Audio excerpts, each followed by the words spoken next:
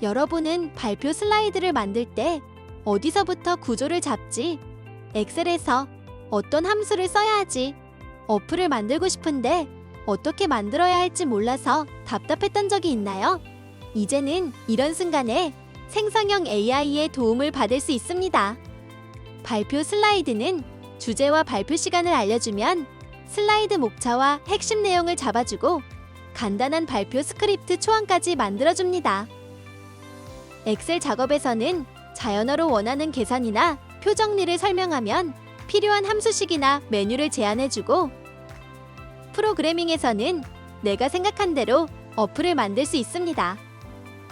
이번 시간에는 이렇게 발표 슬라이드 작성, 엑셀 작업, 프로그래밍 작업에 생성형 AI를 적용하는 구체적인 방법을 살펴보겠습니다.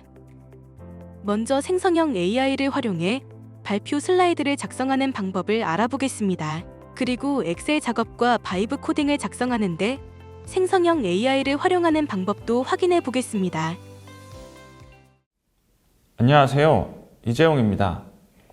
이번 시간에는 GPT나 제미나이 같은 생성형 AI를 이용해서 슬라이드를 만들고 발표를 준비하는 방법, 그리고 엑셀을 다루는 방법, 그리고 코드를 몰라도 느낌으로 한번 코드를 생성해보고 프로그래밍 해보는 것에 대해서 실습을 진행해 볼 예정입니다.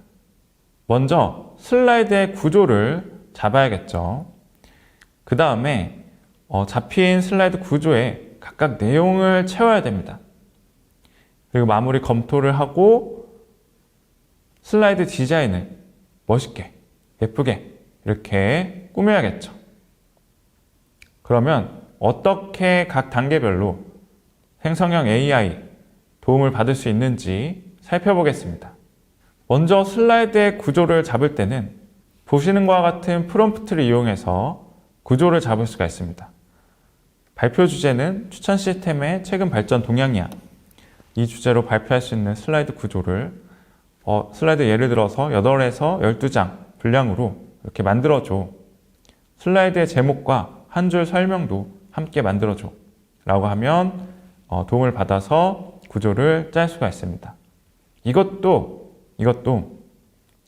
이걸 그대로 활용하는 것이 아니고 저희가 원하는 대로 내용을 다시 수정을 꼭 해야 됩니다. 자, 그 다음에 이제 슬라이드의 구조가 어느 정도 다듬어졌습니다. 그때는 보시는 것처럼 아래는 내가 사용할 슬라이드 구조야. 각 슬라이드마다 들어갈 핵심 블렛이라는 것은 이렇게 점점점점 나오는 거 있잖아요. 제목 있고 이렇게 점점점점. 이걸 3개에서 5개로 만들어줘. 그 다음에 표현은 짧고 발표자가 설명하기 쉽게 만들어줘 하고 여기다가 저희가 직접 만든 구조를 넣으면 내용을 구조를 바탕으로 만들어주게 됩니다. 자, 그 다음에 이제 마지막 마무리 검토를 해야겠죠. 내용에 대해서. 자, 그것은 이런 프롬프트로 할 수가 있겠죠. 내가 만든 슬라이드 전체 내용이야. 논리 흐름이 자연스러운지, 중복되는 내용은 없는지, 청중에게 더 쉽게 전달되도록 수정해야 할 표현이 있으면 고쳐줘. 라고 요청하면 알아서 GPT나 제미나이가 슬라이드 내용을 더 다듬어 줄 겁니다. 물론 이걸 그대로 쓰는 게 아니고 다시 한번 말씀드리지만 이걸 활용해서 저희가 원하는 대로 저희의 의도대로 수정을 해야겠죠, 내용을. 자, 그 다음에 이제 마지막으로 내용이 다 정해졌으면 디자인 작업을 해야 되죠.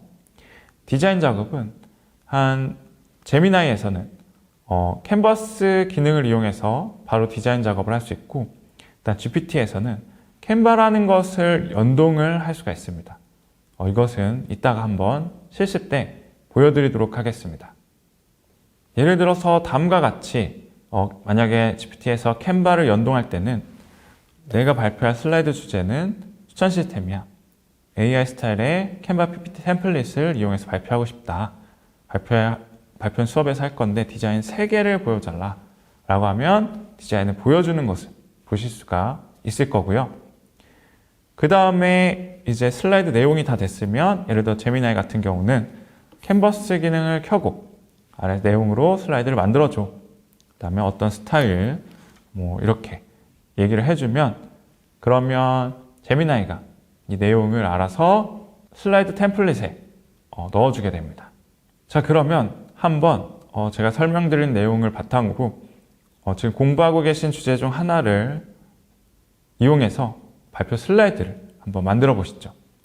저는 한번 추천 시스템의 최근 발전 동향이라는 이 주제로 발표 슬라이드를 한번 만들어 보도록 하겠습니다. 네, 이번 실습은 먼저 GPT로 한번 진행해 보도록 하겠습니다. 먼저 슬라이드의 구조를 만들어야겠죠. 그래서 아까 슬라이드에 있었던 그 강의 자료에 있었던 이 프롬프트를 이용해 보겠습니다. 발표 주제는 추천 시스템의 최근 발전 동향이다. 그 다음에 구조를 8에서 12장 분량으로 만들어 달라. 그러니까 슬라이드 제목과 한 줄 설명도 함께 만들어 줘. 네, 이렇게 한번 해보겠습니다.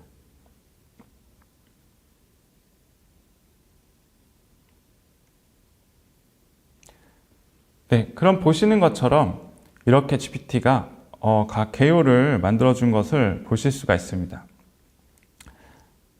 네, 그러면 이제 내용을 채워야겠죠. 자, 아까 프롬프트를 이용해서 이거 발표 구조도 직접 다 수정하셔야 됩니다. 네, 저는 다 수정했다 치고 아까 템플릿을 이용해서 아까 프롬프트를 이용해서 한번 내용을 채워보겠습니다. 내용이 너무 많으니까 1번부터 3번까지만 이렇게 채워보겠습니다. 네, 그럼 내가 사용할 슬라이드 구조야 이렇게 주고 각 슬라이드마다 핵심 블렛을 3개에서 5개 만들어달라. 네, 이렇게 해서 요청해 보겠습니다. 네, 그럼 보시는 것처럼 이렇게 이제 그대로 제목, 슬라이드 제목, 그 다음에 슬라이드 내용, 슬라이드 제목, 슬라이드 내용 이렇게 붙여 넣으실 수 있도록 만들어진 것을 보실 수가 있습니다. 그럼 이걸 바탕으로 다시 저희가 원하는 대로, 저희 의도대로 내용을 수정하셔야겠죠. 자, 이제 마지막으로 내용을 추가적으로 다듬어야겠죠. 그래서 이걸 그대로 밑에 붙여 넣었고 아까 강의 자료에 있었던 이 프롬프트를 이렇게 가지고 왔습니다. 아래는 내가 만든 슬라이드 전체 내용이야. 논리 흐름이 자연스러운지 중복되는지 더 쉽게 전달될 수 있도록 고쳐줘.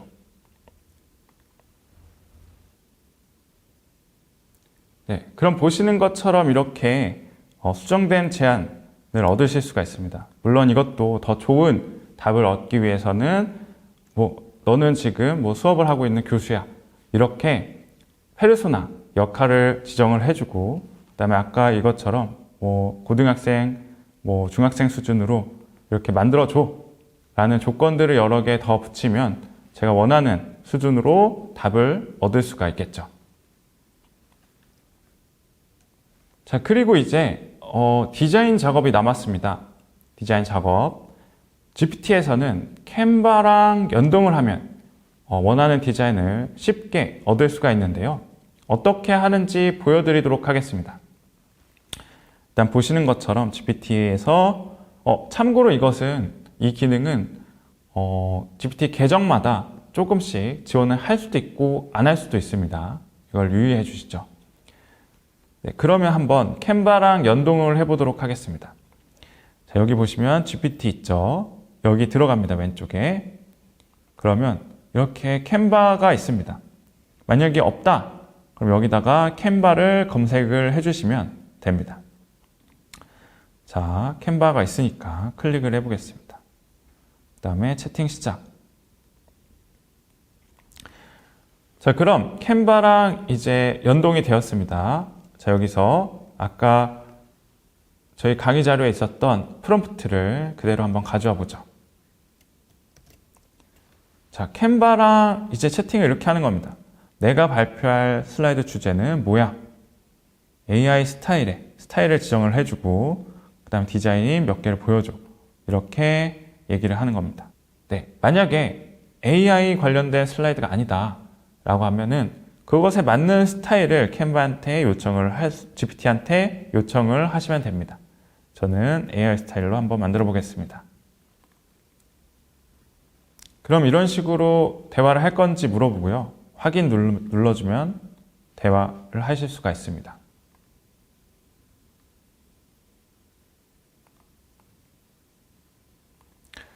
네, 그럼 보시는 것처럼 이렇게 캔바라는 것은 이제 템플릿, 이런 디자인이 되어 있는 템플릿을 많이 갖고 있는 그런 사이트, 서비스인데요.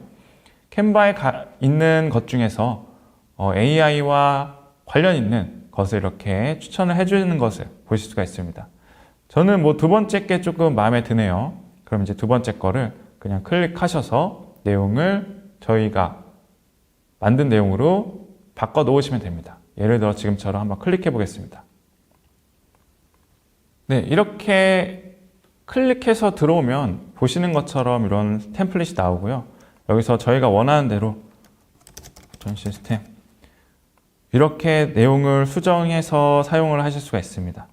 이것을 뭐 슬라이드, PDF나 이런 걸로 이제 바꿔서 공유하고 뭐 저장할 수도 있고, 네, 편하게 사용하실 수가 있습니다. 네, 슬라이드를 만드는 것까지 한번 살펴보았고요. 엑셀을 다룰 때도 생성형 AI의 도움을 받아서 엑셀을 쉽게 다룰 수가 있습니다. 보시는 것처럼 예를 들어서 뭐 너는 엑셀 수식 함수 전문가야. 엑셀의 구조는 다음과 같아 라고 해서 구조를 알려주고 그 다음에 이걸 하고 싶은 수식을 만들어줘 라고 하면은 GPT 또는 제미나이가 굉장히 잘 수식을 만들어 줍니다. 보시는 것처럼 예를 들어 데이터가 이렇게 구조가 돼 있었다 라고 하면은 뭐 C열에는 출석 점수, D열에는 과제 점수 이런 식으로 되어 있어. 그 다음에 총점을 만드는데 출석은 10%, 과제는 20%, 중간고사는 30%, 기말고사는 40%로 해서 총점을 적용해줘 라고 요청을 하면 이거를 잘 할 수 있는 수식을 만들어 줄 겁니다. 물론 데이터를 직접 업로드 하시고 그 다음에 이걸 맞춰서 뭐 해달라고 하셔도 되는데요. 근데 아무래도 저희가 갖고 있는 데이터, 개인적인 데이터를 뭔가 어딘가에 업로드하는 게 조금 꺼림칙하잖아요. 네, 그럴 때는 이렇게 보시는 것처럼 엑셀의 구조를 먼저 설명해 주시고 그 다음에 요청을 해주시면 잘 동작할 겁니다. 자, 그럼 한번 갖고 계신 엑셀 파일을 이용해서 한번 수식하고 함수를 만들어 보는 것을 실습을 해보시기 바랍니다. 저의 경우는 학생 성적 데이터가 있습니다. 그 데이터를 이용해서 먼저 총점을 계산하고 총점을 기반으로 학점을 부여하고 그 다음에 예를 들어 뭐 이렇게 A, B, C 이렇게 학점을 부여하고 이 학점을 갖고 다시 학점에 대한 점수로 바꾸고 그 다음에 C 학점인 학생들은 특별히 좀 관리해주기 위해서 조금 신경 써주기 위해서 한번 강조 표시를 해보는 것을 실습해 보도록 하겠습니다. 네, 제가 갖고 있는 데이터는 이런 데이터입니다. 어느 성적 데이터고요. 학번과 이름, 그 다음에 출석, 과제, 중간고사, 기말고사 점수가 있습니다. 그럼 이제 이걸 갖고 하나씩 먼저 총점을 비율별로 계산해서 놓고 이걸 기반으로 상위 30% 학생에게 A등급, 그 다음에 A등급을 제외한 상위 60% 학생에게 B등급, 그 다음에 나머지 학생에게 C등급을 주고 그 다음에 그것을 다시 평점으로 A는 4.0, B는 3.0, C는 2.0 이렇게 바꿀 겁니다. 그 다음에 바꾸고 C등급을 맞은 학생들은 조금 더 세심하게 살펴보기 위해서 강조 표시를 한번 해보도록 하겠습니다. 네, 그럼 보시는 것처럼 이렇게 엑셀의 구조를 먼저 설명을 하고 C열에는 출석 점수, 무슨 점수가 어떻게 있다 설명을 하고 그 다음에 총점을 출석 10%, 과제 20%, 중간 30%, 기말 40%로 계산해서 G열에 들어갈 수식을 만들어 달라 라고 요청을 해보겠습니다. 네, 그러면은 정답과 함께 이렇게 설명을 해주고요. 이걸 그대로 복사해서 여기다가 넣으면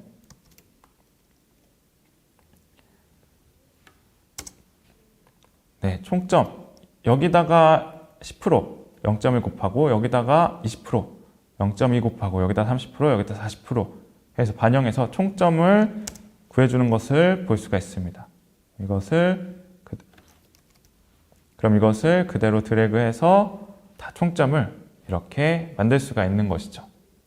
네, 그리고 이제 총점을 구했으니 총점을 기반으로 상위 30% 학생을 A, 그 다음에 A 학생을 제외한 상위 60% 학생까지를 B, 나머지 학생은 C 이렇게 학점을 부여하려고 합니다. 아래와 같이 저는 프롬프트를 만들었습니다. 먼저 구조를 알려줘야겠죠. 엑셀의 구조, G열에는 각 학생의 점수가 있고 2에서 16캔까지 학생의 정보가 있다 알려주고 학점을 전체 학생 중에 상위 30% 학생을 A 학생 제외하고 상위 60%를 B, 나머지를 C 이렇게 학점을 부여하려고 하고 H열에 들어갈 수식을 하나 만들어 달라라고 요청을 해보겠습니다.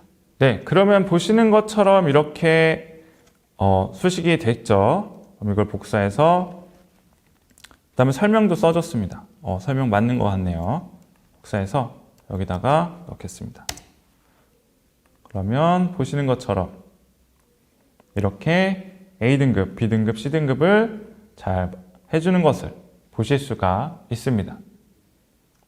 자, 이제 이걸 기준으로 평점으로 한번 바꿔보겠습니다. 자, 그 다음에 보시는 것처럼 이제 H열의 등급을 기준으로 A면은 4.0, B면 3.0, C는 2.0을 갖도록 한번 이렇게 GPT한테 요청을 해보겠습니다. 엑셀 구조를 설명해주고 원하는 것을 이렇게 써서 요청을 하는 것이죠. 자, 그럼 이렇게 결과를 주었고요. 이제 이걸 복사해서 여기다가 네, 보시면 A는 4, B는 3, C는 2 이렇게 값을 갖는 것을 보실 수가 있습니다. 자, 그리고 이제 마지막으로 C 학점에 대해서 배경을 노란색으로 한번 만들어 보는 것을 해보도록 하겠습니다. 그럼 이렇게 프롬프트를 주고 엑셀 구조를 설명해 주고 C 학점에 대해서 배경을 노란색으로 만들어 주고 싶다. 그럼 보시는 것처럼 이렇게 방법을 알려주는 것을 보실 수가 있습니다. 이건 수식으로 해결하기 힘들어서 방법으로 알려줍니다. 네, 한번 따라해 보겠습니다. 먼저 H2에서 H16을 드래그하고 조건부 서식 메뉴 열기,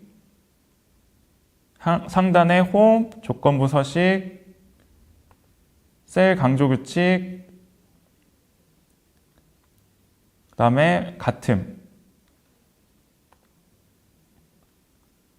자, 그 다음에 다음 값 같은 여기에다가 C라고 입력하래요. 그 다음에 아래 이걸 넣어서 사용자 서식,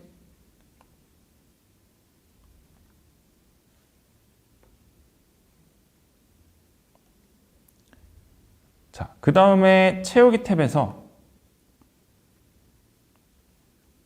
노란색을 선택해서 확인 누르라고 합니다. 다시 확인 누르기. 네.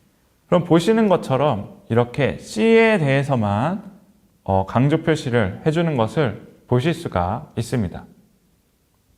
네, 그럼 마지막으로 한번 저희가 코드를 직접 생성형 AI를 통해서 작성해보고 앱을 한번 만들어보는 실습을 진행해 보겠습니다. AI에게 저희가 원하는 대로 이렇게 언어로 기능을 설명하고 생성형 AI가 그것을 코드로 만들어주고 수정해주고 디버깅해주고, 디버깅이라는 것 코드를 고쳐준다라는 의미입니다. 이렇게 해주는 것을 느낌대로 뭔가 코딩을 한다라고 해서 바이브 코딩이라고 부릅니다. 바이브라는 것은 느낌이죠. 자, 어떻게 하냐면 이런 식으로 이제 할 수 있는 거죠. 너는 코딩 전문가야 라고 하고 제비뽑기 추천 앱을 만들려고 하는데 이렇게 만들어줘 라고 하면 GPT 또는 제미나이가 코드를 만들어주는 것을 보실 수가 있을 겁니다. 자, 한번 생성형 AI를 이용해서 자신만의 프로그램을 만들어 보시죠. 저는 예시로 당첨자 추첨 제비뽑기 앱을 GPT를 이용해서 한번 만들어 보도록 하겠습니다. 이렇게 저희 강의 자료에 있는 것처럼 프롬프트를 줬는데요. 이게 아직 조금 부족한 것 같습니다. 그래서 위에 프롬프트를 GPT가 직접 수정하도록 만들고 그걸 이용해서 코드를 만들어 보겠습니다.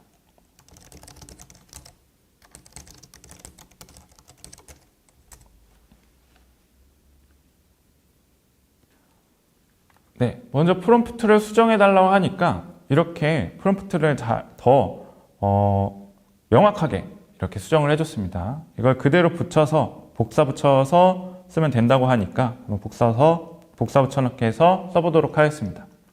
복사해서 붙여넣고 한번 실행해 보겠습니다. 네, 그러면 GPT가 보시는 것처럼 꽤 긴 코드를 이렇게 만들어준 것을 보실 수가 있습니다. 네, 진짜 길죠. 그럼 이 코드를 그대로 한번 복사해서 실행해 보도록 하겠습니다. 코드를 복사하고요. 메모장에다가 코드를 붙여넣겠습니다.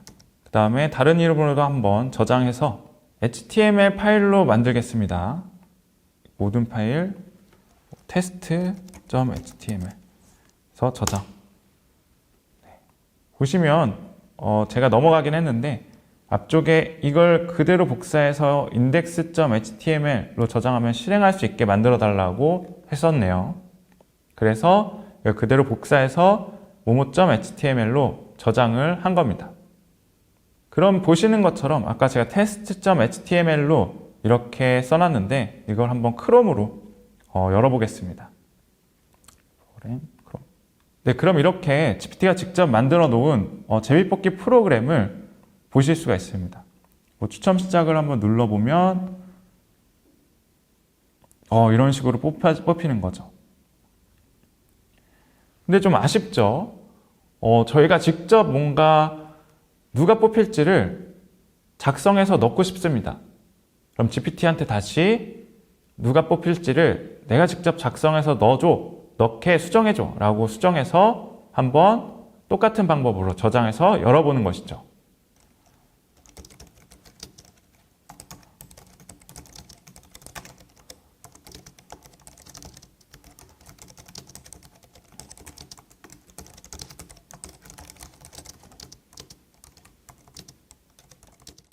저는 이런 식으로 한번 내가 직접 당첨자를 넣을 수 있게 해주고 당첨되었을 때 애니메이션 효과 넣어달라고 부탁해보고 해보겠습니다. 네, 그럼 보시는 것처럼 GPT가 또 이렇게 수정된 코드를 작성해 주었습니다. 이걸 복사해서 메모장으로 해서 저장하고 한번 실행해 보겠습니다.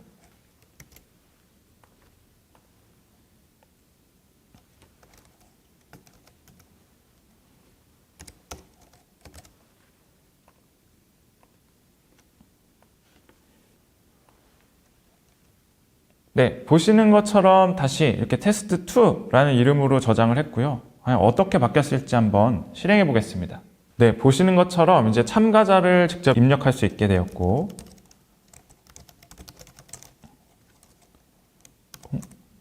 네, 추첨 시작을 누르면, 네, 이런 식으로 이제 당첨된 것을 확인할 수가 있습니다. 이런 식으로 느낌을 이용해서 코드를 수정하고 계속 개선해 나가고 하는 것을 바이브 코딩이라고 합니다. 이번 시간에는 생성형 AI의 도움을 받아서 슬라이드를 만들고 엑셀 작업을 해보고 그 다음에 실제 어플을 한번 만들어 보았습니다. 네, 이번 시간에 배운 것을 잘 활용하셔서 더 효과적으로 이렇게 작업을 하셨으면 좋겠습니다. 감사합니다. 오늘은 학습 도구로 생성형 AI를 활용하는 방법에 대해 살펴보았습니다. 발표 흐름에 맞는 슬라이드 구조와 내용을 생성하고 발표 스크립트 초안을 작성하는 데 활용할 수 있고, 엑셀 작업을 할 때 원하는 내용을 설명해 적절한 함수와 수식을 추천받고 효율적으로 데이터를 처리하는 데 도움받을 수 있습니다.